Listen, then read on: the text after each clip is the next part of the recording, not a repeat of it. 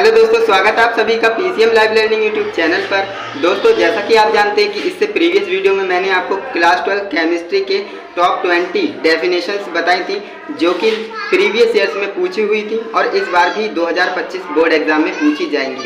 जी हाँ दोस्तों, ऐसा मैं इसलिए बोल रहा हूँ क्योंकि मैं प्रीवियस ईयर्स के पेपर्स को एनालाइज करता हूँ एंड उनके बाद ही आपको जो है ये टॉपिक्स बताता हूँ जो कि आपके लिए इम्पोर्टेंट होते हैं। तो आप इस वीडियो को कंप्लीट देखिएगा। आज के इस वीडियो में मैं आपको डेफिनेशन नहीं बताऊंगा। आज की इस वीडियो में मैं आपको क्लास 12 केमिस्ट्री के मोस्ट इंपॉर्टेंट टॉपिक्स बताऊंगा जो कि आपके 2025 बोर्ड परीक्षा में पूछे जाएंगे।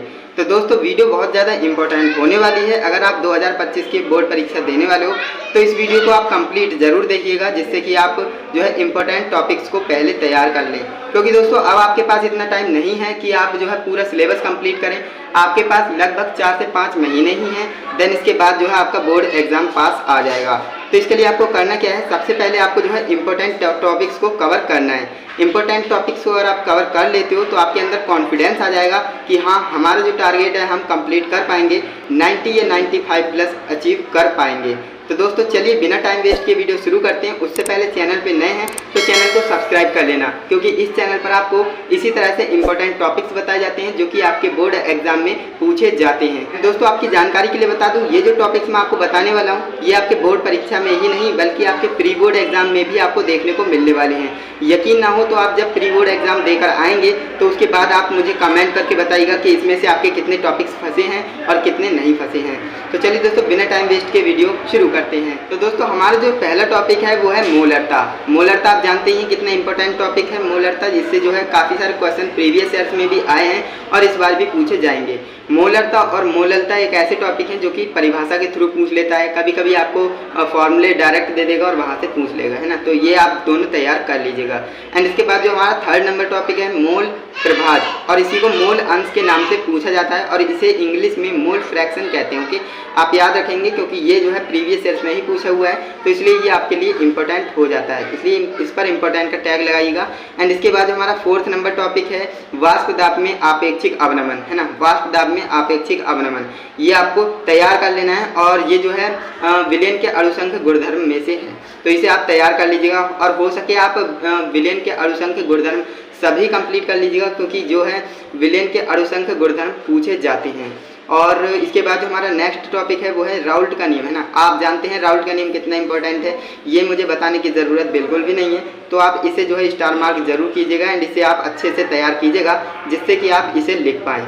एंड इसके बाद आपका आता है क्वथनांक में उन्नयन और हिमांक में अवनमन और परासरण दाब। ये जो मैंने आपको बताए हैं ये 3 और एक ये वाला, है ना। ये जो है क्या होते हैं, विलेन के अणुसंख्य गुणधर्म होते हैं, जो कि 4 होते हैं। वाष्प दाब में आपेक्षिक अवनमन, क्वथनांक में उन्नयन, हिमांक में अवनमन, परासरण दाब, ये चारों जो है क्या होते हैं, विलेन के अणुसंख्य गुणधर्म होते हैं, जो कि चैप्टर नंबर 1 विलेन से होते हैं। तो ये आपको तैयार करना है, क्योंकि ये अगर टॉपिक आता है ना तो 3 से 4 नंबर आपको देकर जाएगा, इसलिए आप इस टॉपिक को अच्छे से तैयार कीजिएगा। वाष्प दाब में आपेक्षिक अवनमन और हिमांक में अवनमन और क्वथनांक में उन्नयन और परासरण दाब, ये चारों आप बिल्कुल भूल कर पी जाइए, क्योंकि काफ़ी इंपॉर्टेंट टॉपिक हैं।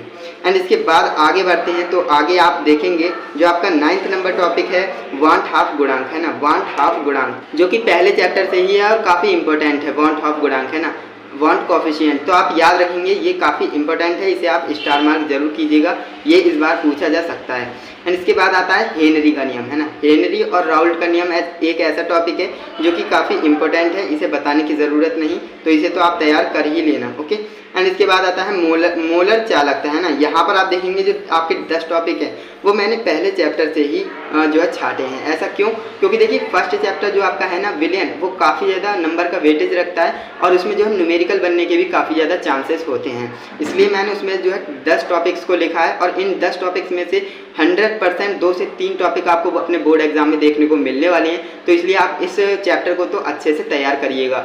और दोस्तों, आपकी जानकारी के लिए बता दूं, इस चैप्टर का मैंने 1 शॉट भी आपको प्रोवाइड करा दिया है। अगर आपने उस 1 शॉट को नहीं देखा है तो आप उस 1 शॉट को देख सकते हैं, लिंक डिस्क्रिप्शन में दे दूंगा। मैंने उस चैप्टर का 1 शॉट इसीलिए प्रोवाइड किया था क्योंकि काफ़ी इंपॉर्टेंट चैप्टर है। ओके, तो उसे आप जरूर कंप्लीट कर लेना, क्योंकि अब आपके पास इतना टाइम नहीं है कि आप सभी चैप्टर्स को पढ़ें, है ना।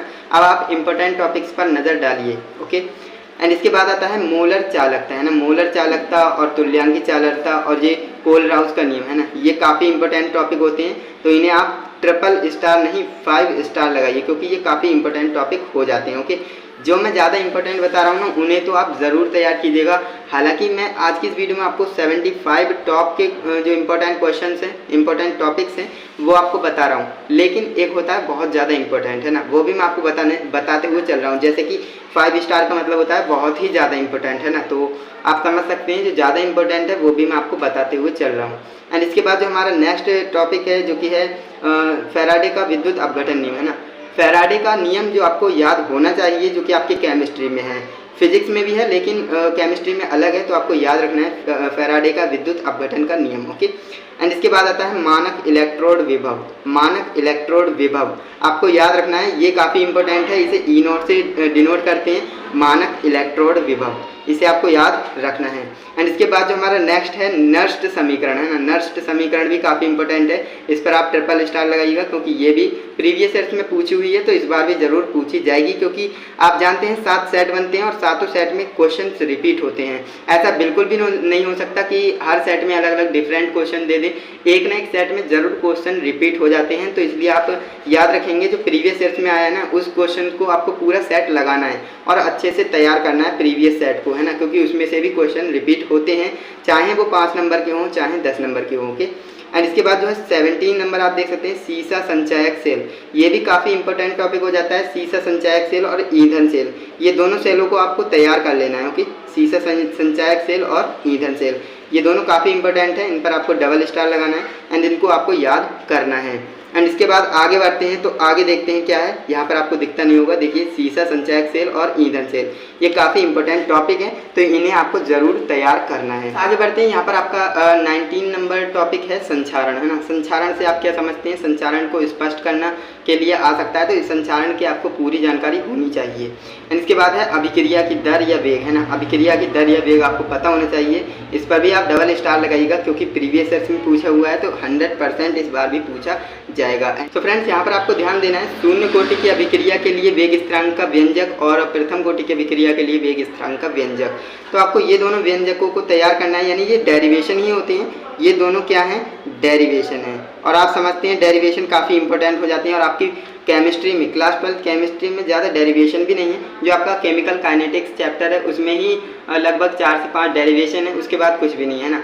तो आपको वो डेरिवेशन तैयार करनी है, क्योंकि जब 4 से 5 डेरिवेशन है तो 100% चांस बनते हैं कि वहाँ से एक ना एक डेरिवेशन पूछ ले, तो इसलिए आपको जो है डेरिवेशंस को तैयार करना है। एंड मुझे लगता है इनमें से एक ना एक ज़रूर पूछेगा। एंड फ्रेंड्स आपको अर्धायुकाल वाला डेरिवेशन भी आना चाहिए। ये जो मैंने 2 डेरिवेशन बताए हैं इनका ही अर्धायुकाल होता है, जैसे कि शून्य कोटि की अभिक्रिया का अर्धायुकाल, है ना, प्रथम कोटि की अभिक्रिया का अर्धायुकाल। तो आपको याद रखना है, आपको 4 से 5 डेरिवेशन जो भी हैं आपको सभी के सब कंप्लीट करने हैं। ओके, हालांकि जो ज़्यादा इंपॉर्टेंट है वो यहाँ पर मैंने ले लिए हैं, शून्य कोटि और प्रथम कोटि की अभिक्रिया का वेग स्थिरांक का व्यंजक, तो आपको ये तैयार करना ही करना है, और उन्हें भी आप तैयार कर लेंगे तो ज़्यादा बेहतर है।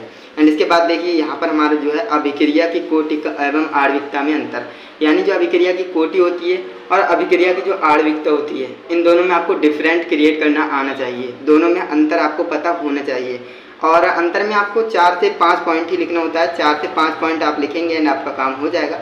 तो ये डिफरेंट वाले तो आपको याद करना ही करना है, क्योंकि ये पूछे ही जाते हैं, एक ना एक डिफरेंट जरूर पूछा जाएगा, तो इसलिए आप इस पर जो है ट्रिपल स्टार लगाएंगे, काफ़ी इंपॉर्टेंट टॉपिक हो जाता है।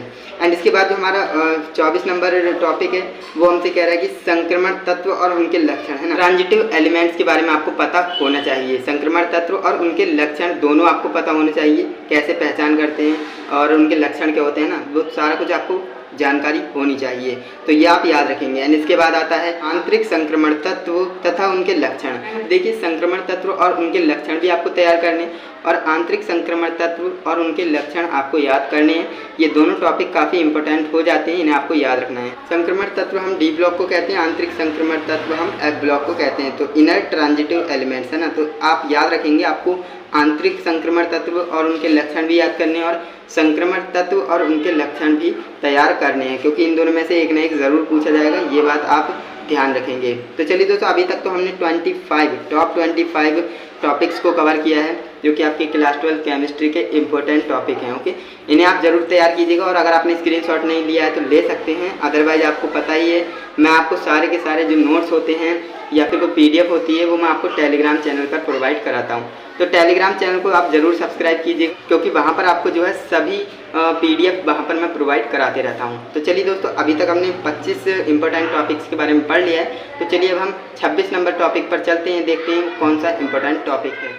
सो फ्रेंड्स, हमारा जो नेक्स्ट इंपॉर्टेंट टॉपिक है जो कि 26 नंबर टॉपिक है वो हमसे कह रहा है कि लेंथेनाइट संकुचन, है ना। लेंथेनाइट संकुचन क्या होता है, इसकी आपको पूरी जानकारी होनी चाहिए।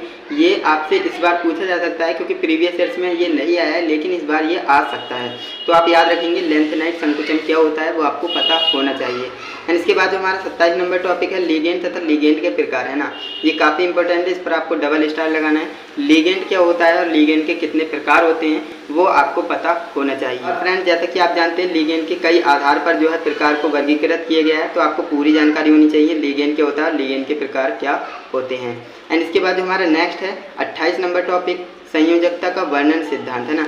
संयोजकता का वर्णन का सिद्धांत था, यानी वर्णन ये वैज्ञानिक है और इनका जो है संयोजकता का एक सिद्धांत था, तो इन्हें आपको याद कर लेना है। एंड ये काफ़ी इंपॉर्टेंट है, उपसय संयोजन यौगिक चैप्टर से है, काफ़ी इंपॉर्टेंट टॉपिक है। एंड इसके बाद हमारा आता है संयोजकता आबंध सिद्धांत, जिसे हम VBT कहते हैं, VBT वैलेंस बॉन्ड थ्योरी, है ना। तो इसे आपको याद करना है, इस पर आपको ट्रिपल स्टार लगानी है, काफ़ी इंपॉर्टेंट टॉपिक है, जो कि आपके दोनों सिद्धांत काफ़ी इंपॉर्टेंट है, दोनों पर ट्रिपल स्टार लगाए, यानी कि दोनों इंपॉर्टेंट टॉपिक है। एंड इसके बाद जो हमारा नेक्स्ट है 30 नंबर, ये हमसे कह रहा है कि हेलो एल्केन तथा इनके रासायनिक गुण। जो आपका हेलो एल्केन है ना, जो कि आप जानते हैं RX, है ना, RX, और हेलो एरिन किसे कहते हैं, ARX, है ना। तो आप समझते हैं, आपको जो है RX और ARX को पढ़ना है और उसके जो रासायनिक गुण यानी केमिकल प्रॉपर्टीज़ को भी पढ़ना है, क्योंकि केमिकल प्रॉपर्टीज़ ज़रूर पूछेगा। अगर वो हेलो एल्केन पूछ रहा है तो उसकी केमिकल प्रॉपर्टीज़ ज़रूर पूछेगा, तो ये आप याद रखेंगे। हेलो एल्केन और उनके रासायनिक गुण और हेलो एरिन तथा उनके रासायनिक गुण, ये दोनों टॉपिक काफ़ी इंपॉर्टेंट हो जाते हैं, इन्हें आपको याद करना है। एंड इसके बाद जो हमारा नेक्स्ट टॉपिक है 32 नंबर टॉपिक, जो कि हमसे कह रहा है कि पॉलीहेलोजन यौगिक। पॉलीहेलोजन यौगिक क्या होते हैं, आपको पूरी जानकारी होनी चाहिए इस टॉपिक की, तो ये काफ़ी इंपॉर्टेंट है, इस पर आपको ट्रिपल स्टार लगाने हैं। तो फ्रेंड्स, नेक्स्ट टॉपिक हमारा 33 नंबर टॉपिक है, जो कि हमसे कह रहा है कि क्लोरोफॉर्म बनाने की प्रयोगशाला विधि, है ना। क्लोरोफॉर्म बनाने की प्रयोगशाला विधि क्या होती है उसको आपको याद होना चाहिए और ये आपको आना ही चाहिए, क्योंकि काफ़ी इंपॉर्टेंट टॉपिक है। क्लोरोफॉर्म को आप कैसे बनाएंगे, है ना, इसकी आपको जो है विधि आनी चाहिए। तो फ्रेंड्स, इसके बाद हमारा नेक्स्ट टॉपिक है 34 नंबर एल्कोहल तथा इसके रासायनिक गुण, है। तो आपको एल्कोहल और इसके रासायनिक गुण के बारे में अच्छे से पता होना चाहिए कि एल्कोहल क्या होता है और इसकी केमिकल प्रॉपर्टीज़ क्या होती हैं। तो ये भी काफ़ी इंपॉर्टेंट है, प्रीवियस ईयर्स में पूछा हुआ है, तो इसलिए आप इस पर ट्रिपल स्टार लगाएंगे, क्योंकि ये पूछा हुआ टॉपिक है। एंड इसके बाद हमारा 35 नंबर टॉपिक है, जो कि है ल्यूकास परीक्षण, है ना।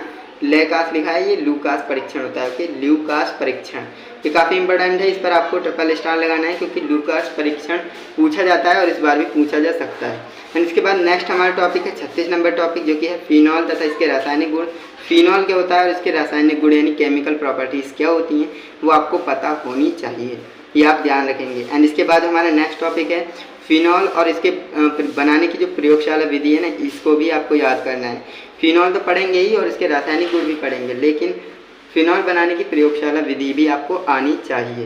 एंड इसके बाद 38 नंबर हमारा टॉपिक है, जो कि इम्पोर्टेंट है, ईथर तथा इसके रासायनिक गुण, है ना। जैसे कि आप देख रहे हैं अल्कोहल, फिनॉल और ईथर, ये चैप्टर है और इस चैप्टर में जितने भी जो 3 नाम है अल्कोहल, फिनॉल, ईथर, ये तीनों की जानकारी होनी चाहिए और साथ ही साथ इनकी केमिकल प्रॉपर्टीज़ भी आपको पता होना चाहिए। काफ़ी इंपॉर्टेंट है, इस पर भी आपको ट्रिपल स्टार लगाना है। एंड जो सबसे ज़्यादा पूछा जाने वाला टॉपिक है ना, वो ये है डाई एथिल ईथर बनाने की प्रयोगशाला विधि। दोस्तों, ये सबसे ज़्यादा इंपॉर्टेंट टॉपिक है, प्रीवियस ईयर्स में आया हुआ टॉपिक है, इस पर आपको जो है 5 स्टार लगाना तो बनता है, क्योंकि ये टॉपिक सबसे ज़्यादा इंपॉर्टेंट है। डाई एथिल ईथर बनाने की प्रयोगशाला विधि। प्रयोगशाला में आप डाई एथिल ईथर कैसे बनाएंगे डाई इथाइल ईथर भी इसी को बोलते हैं कि याद रखिएगा, ये काफ़ी इंपॉर्टेंट टॉपिक है, इसे तो आप ज़रूर कंप्लीट तैयार कीजिएगा। एंड इसके बाद हमारा नेक्स्ट टॉपिक है एल्डिहाइड तथा इसके रासायनिक गुण, है ना। एल्डिहाइड क्या होता है, उसकी केमिकल प्रॉपर्टीज़ आपको पढ़नी है। तो फ्रेंड्स इस पर भी आपको ट्रिपल स्टार लगाना है, काफ़ी इंपॉर्टेंट टॉपिक है ये। तो फ्रेंड्स यहाँ पर जो आपको दिख नहीं रहा था तो उसके लिए सॉरी, मैंने आपको पढ़ाने में इतना ध्यान था कि मैंने कैमरे की तरफ देखा ही नहीं, आपको नीचे चला गया था, है ना। तो आप ध्यान देंगे, यहाँ पर मैंने लिख रखे हैं, ये आपको याद करनी है टॉपिक होगी। यहाँ पर आप देखेंगे डाई एथिल ईथर बनाने की प्रयोगशाला विधि बताई थी मैंने, और यहाँ पर जो एल्डिहाइड और इसके रासायनिक गुण बताए थे जो कि इम्पोर्टेंट हो, ट्रिपल स्टार इस पर लगाइएगा।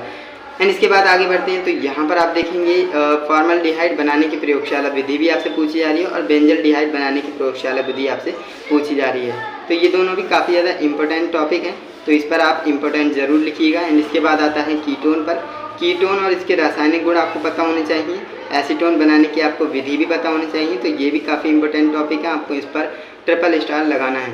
तो दोस्तों ये तो दोनों टॉपिक भी काफ़ी ज़्यादा इंपॉर्टेंट हैं, इस बार ये पूछे जा सकते हैं, तो इन्हें भी आपको नहीं छोड़ना है, इन्हें भी आपको अच्छे से तैयार करना है। एंड इसके बाद हमारा नेक्स्ट टॉपिक है कार्बोक्सिलिक अम्ल तथा इनके रासायनिक गुण, है ना। मैंने आपको बोला जो भी आप टॉपिक पढ़ रहे हो कार्बोक्सिलिक अम्ल या एसीटोन, सो आपको जो है इनके जो है और रासायनिक गुण भी पता होने चाहिए, क्योंकि रासायनिक गुण जरूर पूछता है। अगर वो सिंपल टॉपिक पूछेगा तो, अगर वो कार्बोक्सिलिक अम्ल पूछेगा तो इसके रासायनिक गुण केमिकल प्रॉपर्टीज ज़रूर पूछेगा, ये आप याद रखेंगे। एंड इसके बाद हमारा नेक्स्ट टॉपिक है फॉर्मिक अम्ल बनाने की प्रयोगशाला विधि। फॉर्मिक अम्ल बनाने की प्रयोगशाला विधि यानी कि आप प्रयोगशाला में फॉर्मिक अम्ल को कैसे बनाएंगे, इसको भी आपको पता होना चाहिए, तो ये भी काफ़ी इंपॉर्टेंट है टॉपिक, तो इस पर आपको ट्रिपल स्टार लगाना है। एंड फ्रेंड्स इसके बाद जो हमारा नेक्स्ट टॉपिक है टालेन अभिकर्मक। टालेन अभिकर्मक क्या होता है इसके बारे में भी आपको पता होना चाहिए, और आपका जो फेलिंग विलयन है इसके बारे में भी आपको पता होना चाहिए। ये छोटे मोटे टॉपिक हैं लेकिन ये भी पूछ लेता है कभी कभार, तो इन्हें भी आपको याद करना है, छोड़ना नहीं है, क्योंकि जो इम्पोर्टेंट है वो तो मैं आपको बता रहा हूँ, एंड जो ज़्यादा इंपॉर्टेंट है वो भी मैं आपको साथ ही साथ बताते हुए चल रहा हूँ। तो आप नोट ज़रूर करिएगा, अगर आप नोट नहीं करना चाहते तो टेलीग्राम पर आपको प्रोवाइड करा ही दूंगा PDF, तो वहाँ से आप इन्हें नोट कर लीजिएगा। एंड इसके बाद हमारा नेक्स्ट टॉपिक है 49 नंबर, जो कि हमसे कह रहा है कि एमीन तथा इसके रासायनिक गुण, है ना। एमीन क्या होता है और इसके रासायनिक गुण क्या होते हैं वो आपको पता होना चाहिए, ये आप ध्यान रखेंगे। एमीन पढ़ेंगे तो उसके रासायनिक गुण भी पढ़ेंगे, जैसे कि मैंने आपको बता दिया। एंड इसके बाद है 50 नंबर टॉपिक एथिल एमीन किसे कहते हैं, प्रयोगशाला विधि आपको पता होनी चाहिए। प्रयोगशाला में आप एथिल एमीन कैसे बनाएंगे, तो इसकी आपको मेथड पता होनी चाहिए। ओके, ये आपको काफ़ी इंपॉर्टेंट टॉपिक है, इस पर भी आपको ट्रिपल स्टार लगाना है। तो दोस्तों अभी तक तो हमने टॉप 50 टॉपिक्स को पढ़ा है, लेकिन मैंने इस वीडियो थंबनेल में जितना बताया था आपको 75 बताना है, तो आपको 75 ही बताऊंगा। ऐसा बिल्कुल भी नहीं कि आपको ज़्यादा बताकर कम बताऊं, क्योंकि कई वीडियोज़ में मैंने देखा है वो बताते तो 100 टॉपिक हैं लेकिन बताते वो 50 या 45 ही हैं, लेकिन मैं आपको जितना बताता हूँ उतना मैं करता हूँ, है ना। तो यहाँ पर आप देख सकते हैं ये मैंने आपको टॉप के 50 टॉपिक्स बताए हैं, एंड इनको आप हल्के में बिल्कुल भी मत लेना, क्योंकि ये जो है आपके प्री बोर्ड में भी देखने को मिलने वाले हैं। प्री बोर्ड में मिल जाए तो आपको श्योर हो जाना है कि आपके ये टॉपिक बोर्ड एग्जाम में भी पूछे जाएंगे, क्योंकि फ्रेंड्स आप जानते हैं आपका जो प्री बोर्ड का एग्ज़ाम पेपर होता है वो कुछ इस तरह से डिसाइड होता है, इस तरह से सेट किया जाता है जिससे कि आपको बोर्ड एग्जाम की फील आए, है ना। क्योंकि वो आपके लिए ट्रेलर होता है, पिक्चर आपका बोर्ड एग्जाम है तो आपको ट्रेलर पता लग जाता है कि हाँ इस तरह से क्वेश्चन आएंगे, तो आप पिक्चर को तो ईजिली फोड़ सकते हो, है ना। तो बोर्ड एग्जाम को फोड़ने का एक ही तरीका है, प्री बोर्ड में अच्छा कर लो तो आपका बोर्ड एग्ज़ाम ऑटोमेटिक अच्छा हो जाएगा।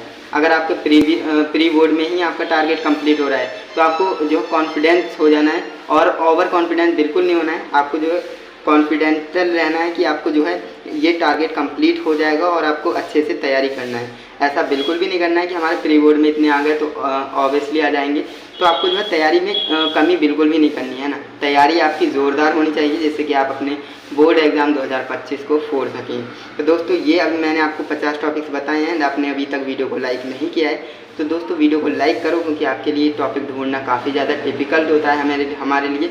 तो आप एक लाइक करके हमें मोटिवेट कर सकते हो जिससे कि हम आपके लिए और भी ज़्यादा इंपॉर्टेंट टॉपिक्स ला सकें।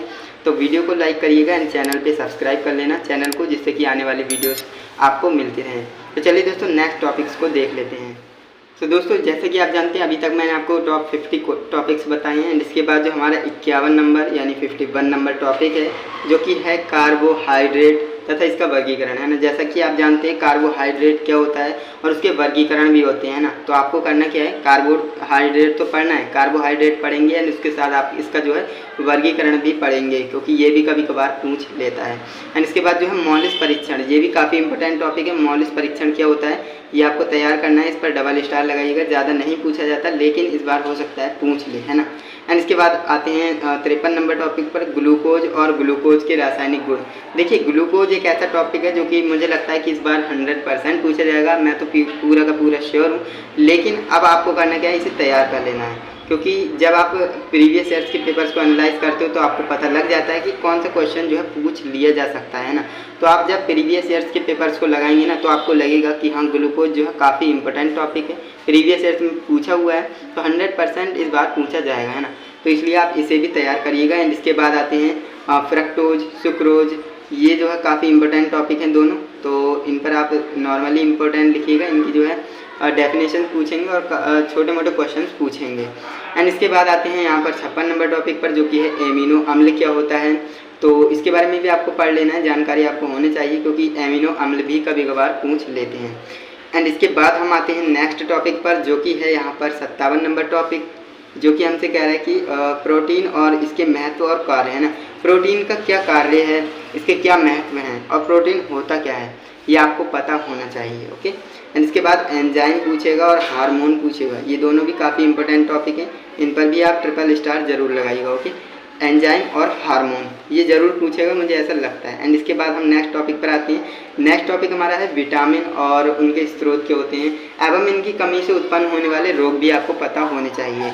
यानी विटामिन तो आप पढ़ रहे हैं, साथ ही साथ आप पढ़ेंगे इसके स्रोत क्या हैं, कहाँ कहाँ से हम इसे प्राप्त कर सकते हैं विटामिन को, और अगर इसकी कमी हो रही है तो इससे क्या क्या रोग उत्पन्न हो सकते हैं वो भी आपको पता होना चाहिए। ऐसे क्वेश्चन ज़्यादातर पूछे जाते हैं जो कि बच्चे जो है हल्के में ले लेते हैं इन क्वेश्चंस को, तो यही क्वेश्चन पूछ लिए जाते हैं। एंड फ्रेंड्स इसके बाद हमारा नेक्स्ट टॉपिक है डीएनए। डीएनए की द्विकुंडलित संरचना, है ना। आप समझते हैं डीएनए क्या होता है और डीएनए की द्विकुंडलित संरचना के बारे में पूछना है। ओके, तो आपको याद रखना है, ये काफ़ी इंपॉर्टेंट टॉपिक है, तो इस पर आप इंपॉर्टेंट जरूर लिखिएगा। देन इसके बाद हमारा डीएनए और आरएनए में अंतर है, जो कि बच्चे जानता है, ये काफ़ी आसान टॉपिक है लेकिन ये पूछा जा सकता है, तो इस पर आपको डबल स्टार लगाना है। डीएनए और आरएनए में आपने अंतर जो है क्लास 10th में ही पढ़ लिया था, लेकिन आपने क्लास 12th में और गहराई से पढ़ा है, तो आप जो है डीएनए और आरएनए में अंतर को स्पष्ट करना आपको आना चाहिए, क्योंकि ये जो है पूछा जा सकता है ना, तो आप ध्यान रखेंगे। एंड इसके बाद हम आते हैं कुछ इंपॉर्टेंट रिएक्शंस पर, है ना। यहाँ पर आप देख रहे हैं, यहाँ से मैंने जो है रिएक्शंस को स्टार्ट किया है, जो कि रिएक्शन काफ़ी ज़्यादा पूछी जाने वाले टॉपिक है और रिएक्शन के नंबर फिक्स होते हैं ना। रिएक्शन हमेशा पूछी जाती हैं और कौन सी पूछी जाएंगी वो हम बताएंगे आपको, इसीलिए आपको बोलते हैं वीडियो में कंप्लीट बने रहिए, क्योंकि कुछ बच्चे ऐसे होंगे जो कि बीच में ही छोड़कर भाग गए होंगे वीडियो को, उनको जो है इंपॉर्टेंट अभिक्रियाएं के बारे में पता ही नहीं रहेगा। तो इसलिए मैंने जो है रिएक्शंस को लास्ट में डाला है, जिससे कि जो है इंपॉर्टेंट रिएक्शन उसी बच्चे को पता लगे जो कि सच में मेहनत कर रहा है और वीडियोज़ को पूरा देखता है, लेक्चर्स को पूरा देखता है ना। तो यहाँ पर आप देखेंगे 63 नंबर टॉपिक हमारा है वोल्टेज अभिक्रिया ना। वोल्टेज अभिक्रिया ऐसी अभिक्रिया है जो कि लगभग प्रीवियस ईयर्स में पूछी हुई है एंड इस बार भी पूछी जा सकती है, ये आप तैयार करेंगे। एंड इसके बाद वोल्टेज फिटिंग अभिक्रिया, ये दोनों लगभग सेम होती हैं, थोड़ा सा डिफरेंट होता है, मैंने आपको अच्छे से पढ़ा रखा है, आपने नहीं पढ़ा है तो लिंक डिस्क्रिप्शन में मिल जाएगा, क्लास 12 केमिस्ट्री 2025 बोर्ड एग्जाम, तो आप उससे प्लेलिस्ट को फॉलो जरूर कीजिएगा। वोल्टेज अभिक्रिया और वोल्टेज फिटिंग अभिक्रिया दोनों इंपॉर्टेंट है, इस पर भी आपको ट्रिपल स्टार लगाना है, काफ़ी आसान अभिक्रिया है ये। ओके, एंड इसके बाद जो है हुन से डीकर अभिक्रिया क्या होती है, इसके बारे में भी आपको जानकारी होनी चाहिए। हुन से डीकर अभिक्रिया क्या होती है, ये भी काफ़ी इंपॉर्टेंट है। तो यहाँ पर जो मैं जितनी भी अभिक्रियाएँ लाया हूँ काफ़ी इंपॉर्टेंट है, लेकिन जो सबसे ज़्यादा इंपॉर्टेंट है वो भी मैं आपको बताते हुए चल रहा हूँ। एंड यहाँ पर 66 नंबर पर हमारी जो अभिक्रिया है हैलोफॉर्म अभिक्रिया। हैलोफॉर्म अभिक्रिया क्या होती है आपको पता होना चाहिए, ये सबसे ज़्यादा पूछी जाने वाली अभिक्रिया है, इस पर आपको 4 स्टार लगाना है। एंड रीमर टीमन अभिक्रिया जो कि प्रीवियस ईयर्स में पूछी हुई है दोस्तों, तो इसको आपको बिल्कुल भी नहीं छोड़ना है, क्योंकि प्रीवियस ईयर्स में पूछा हुआ कोई ना कोई क्वेश्चन रिपीट जरूर होता है, तो 5 स्टार इस पर लगाना बनता है। रीमर टीमान अभिक्रिया, रीमर टीमान अभिक्रिया होती है और कई बच्चे इसे रीमर टीमन अभिक्रिया कहते हैं, तो आप ध्यान रखेंगे रीमर टीमान अभिक्रिया भी इसे पूछ सकता है ना। इसके बाद 68 नंबर टॉपिक है विलियमसन संश्लेषण अभिक्रिया ना। विलियमसन संश्लेषण अभिक्रिया ये भी काफ़ी इंपॉर्टेंट है, इस पर आपको ट्रिपल स्टार लगाना है। विलियमसन संश्लेषण अभिक्रिया क्या होती है आपको पता होना चाहिए।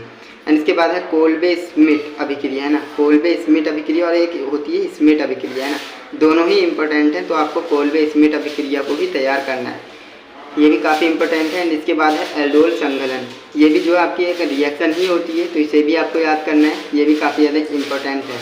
एंड इसके बाद आते हैं कैनिजारो अभिक्रिया, कैनिजारो अभिक्रिया भी काफ़ी इंपॉर्टेंट है। आई होप आपने ये सभी अभिक्रियाओं को तैयार कर लिया होगा, नहीं किया है तो डरने वाली बिल्कुल भी बात नहीं है। मैं जो है अभिक्रिया के ऊपर आपको एक प्लेलिस्ट को प्रोवाइड कराऊंगा, जिसे अगर आप देख लेते हैं तो आपके जो रिएक्शन के नंबर होते हैं ना, वो तो आपके फिक्स हो जाएंगे, कंप्लीट हो जाएंगे, उनसे आपका एक भी नंबर नहीं कट होगा। ये बात अभी ये मैं 100% कह सकता हूँ कि तो आप जो है अभिक्रिया की जो मैं आपको प्लेलिस्ट अभी फॉलो करवाऊँगा, लगभग 1-2 दिन लगेंगे। एंड उसके बाद मैं आपको एक रिएक्शन को एक वीडियो में, छोटे वीडियो में आपको प्रोवाइड कराऊंगा।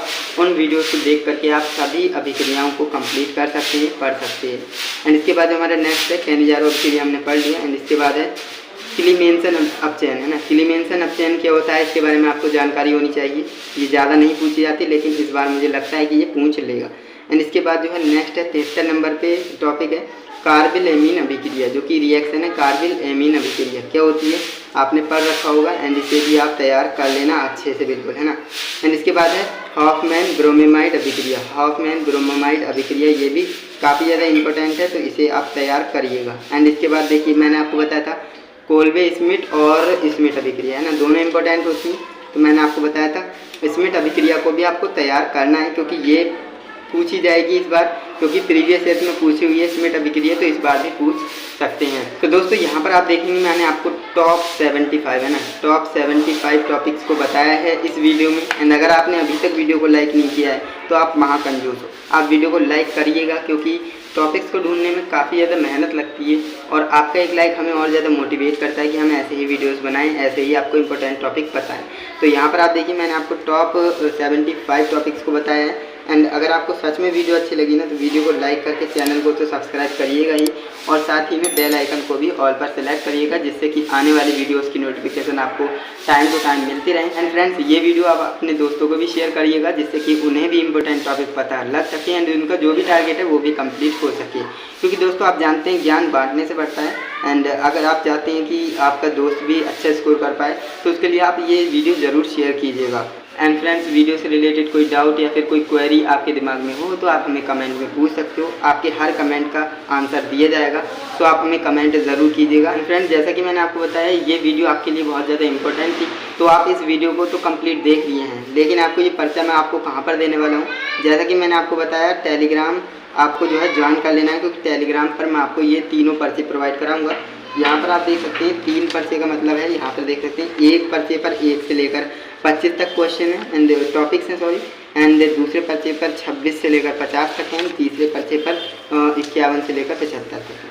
तो ये तीनों पर्चे आपको मैं प्रोवाइड कराऊंगा बिल्कुल फ्री ऑफ कॉस्ट। आपको करना क्या है, टेलीग्राम चैनल को सब्सक्राइब कर लेना है, फॉलो कर लेना है, ज्वाइन कर लेना है, क्योंकि वहीं पर मैं आपको जो है ये प्रोवाइड कराने वाला हूँ, PDF के थ्रू प्रोवाइड करा दूंगा। एंड आप जो है इन्हें प्रिंट आउट निकलवा सकते हैं, जहाँ पर आप पढ़ते हैं, जिस स्टडी टेबल पर पढ़ते हैं वहाँ पर आप चिपका लीजिएगा, जिससे कि आपको पता रहे कि हाँ केमिस्ट्री में हमें ये टॉपिक पढ़ने हैं, जो कि काफ़ी इंपॉर्टेंट है। क्योंकि दोस्तों अब आप जानते हो आपके पास इतना टाइम नहीं है कि आप जो है सभी सिलेबस कवर करो। अब आपको फर्जी टॉपिक नहीं पढ़ने हैं, आपको जो है इंपॉर्टेंट टॉपिक पढ़ने हैं, जो कि इस बार आपके बोर्ड एग्जाम में पूछे जा सकते हैं। फ्रेंड्स आप जब अपना प्री बोर्ड एग्जाम दे करके आएँ तो आप अपना फीडबैक हमें ज़रूर बताइएगा कमेंट बॉक्स में कि इस वीडियो से रिलेटेड आपके कितने टॉपिक्स फंसे हैं, कितने नहीं फंसे होंगे, तो वो मुझे आप कमेंट में ज़रूर बताइएगा, जिससे कि और भी बच्चे सीख सकें कि हाँ हम जो है टॉपिक्स को जेन्युइन ही लाते हैं। तो आप इस वीडियो को नीचे कमेंट ज़रूर कीजिएगा, मैं आपके फीडबैक का इंतजार करूंगा।